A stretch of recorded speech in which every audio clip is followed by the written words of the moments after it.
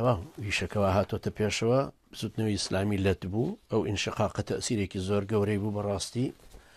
کاریگەریەکی زۆر مهمی کرد لە زەعیفکردنی مسلمانان بە گشتی وە لە زەعیفبوونی بزوتنەوەی ئیسلامیش بەجیا و حەزیژەکەم لێرا شتێک بەیان بکەم چکە برایەکە لی پرسییم لەوانەی نزیکی خۆمان کە ئەڵێ مامۆستاش یەکێ بوو لەوانەیە کە جیابوونەوە خوای پەروەردگاری شاهیدە و ڕاستگۆشم لەم قسەیەکە ئەیکەم ئێمە ئاڵای یەکبوونی ئیسلامیمان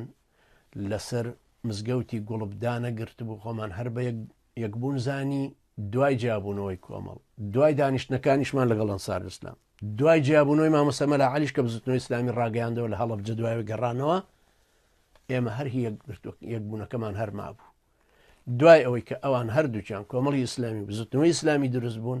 ئەنجا ئێمە عەلەمەکەمان هەنایە خوارەوە بە ناوی جەماعەتی ئیسلاح و ماینەوە پێشتر هەر بە ناوی جەماعەتی ئیسلاح و ناسرا بووین ناویی تایبەت نەبوو تازە لە خۆمانی بنین هەوڵیشماندا خوش ئەزانێ هەوڵیشماندا لەگەڵ ئەوەی کە چۆن هەرچۆنێک بێ لەگەڵ کۆمەڵ و ئەو برانی تری کە جندل ئیسلامیانی ئەعلان کرد لە یەکی نۆ بتوانین یەک بگرینەوە لەگەڵ بزوتنەوە بە شێوەی جەبهەیەکی ئیسلامی بەڵام ڕەنجەکەمان بە هەدەر چوو نەمانتوانی حتا دوای خێڵی حەمەش حادیسری خێڵی حەمە کە شەڕەکە بوو لە نێوانی جندل ئیسلام و یەکێتیە دوای ئەوەش هەر هەوڵماندا کە بە شێوەی جەبهەی ئیسلامی ئیشکەینەوە بەڵام هەر نەکرا ئەلاکوونی خوای پەروەردگار لە تەقسیرمان ببوورێ خوای گەورەش ئەوانەی کە مەسئول بوون لەو کارە تەبەن حتماً سزایان نەدات و ئەوانش کە سەبریان تیاگرتە پاداشتیان نەدات و خوای پەروەردگار یارمەتی دەرمان بێ و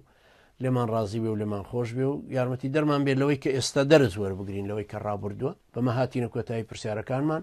خوای گەورە ئێمەش ئێوەش هیدایەت بدا و بمان کە بە داتی قەدەری خۆی و سەرخستنمان سەرکەوتنمان پێ ببەخشێ ئینشاءالله خوای گەورە بە لوتف و ڕەحمەتی